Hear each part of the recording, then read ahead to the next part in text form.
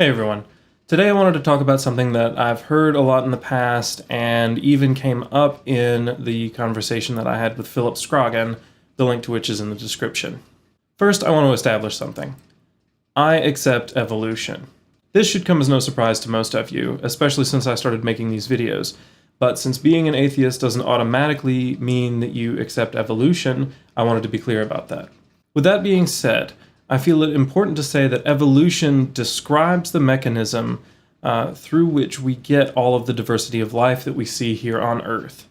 Small genetic mutations accumulate in populations, and over time they manifest into different characteristics, which are then selected for, with the best organisms suited for an environment surviving and reproducing.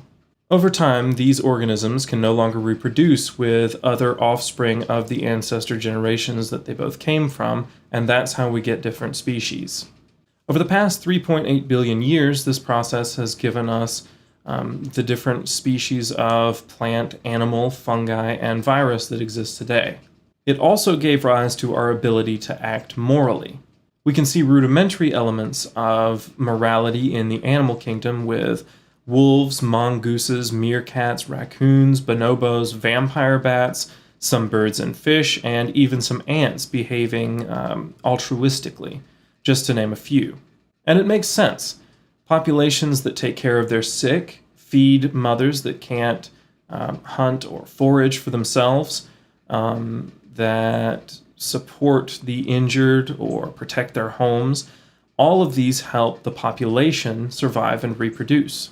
There are even examples of cross-species altruism, with dolphins lifting injured animals to the surface so that they can breathe, and leopards caring for injured baboons. With our human brains, we have an even greater capacity to exhibit a sense of morality.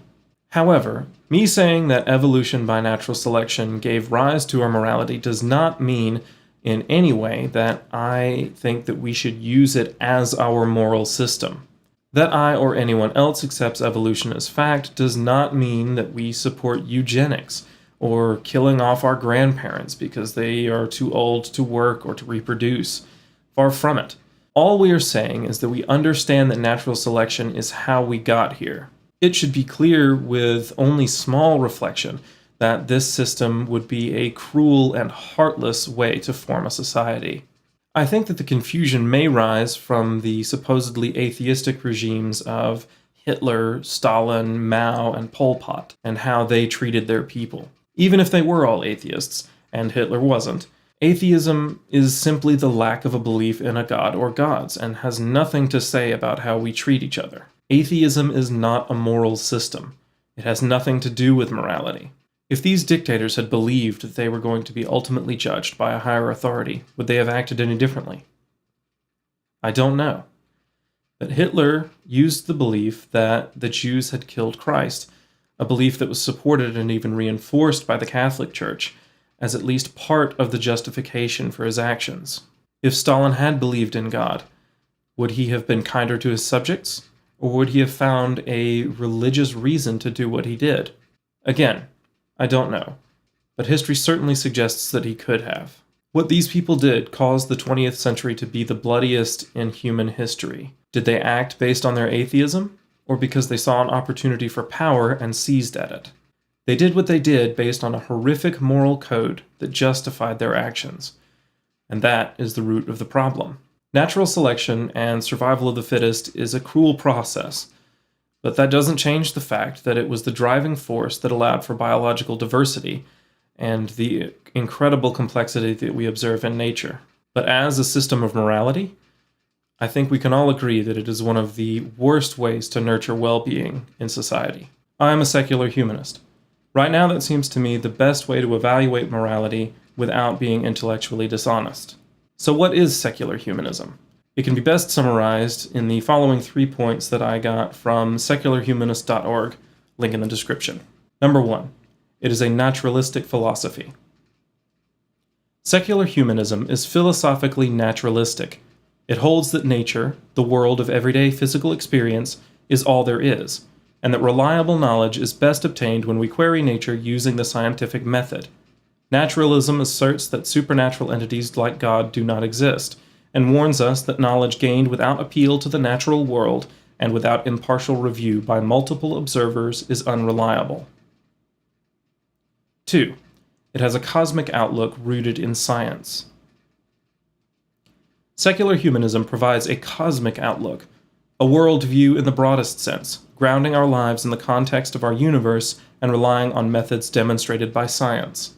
Secular humanists see themselves as undesigned, unintended beings who rose through evolution, possessing unique attributes of self-awareness and moral agency. Lastly, it is a consequentialist ethical system. Secular humanists hold that ethics is consequential, to be judged by results.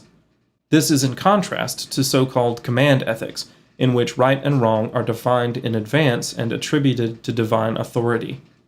No God will save us, declared Humanist Manifesto 2 from 1973. We must save ourselves. Secular humanists seek to develop and improve their ethical principles by examining the results they yield in the lives of real men and women. So yes, I do accept evolution, and that it is allowed not only for the biological diversity that we observe in nature, but has also given rise to our morality. But I do not say that it should in itself be a system of morality. I try my best to act in ways that either diminish suffering or help promote the flourishing of conscious creatures. It is possible to be good without God, and while I am by no means perfect, I am trying to do what I can, and that comes from my secular humanism. We're all in this together, and we only have one shot. Let's try to make this world a better, more accepting, happier place to live. Thanks for watching. I am Drew, or the Bearded Heathen. If you liked the video, please give it a thumbs up. If you'd like to see more, please subscribe. You can contact me either in the comments below or on my Facebook page here. And if you would like to support me further, you can go and check out my Patreon linked here. Thanks again for watching. I'll see you guys in the next one.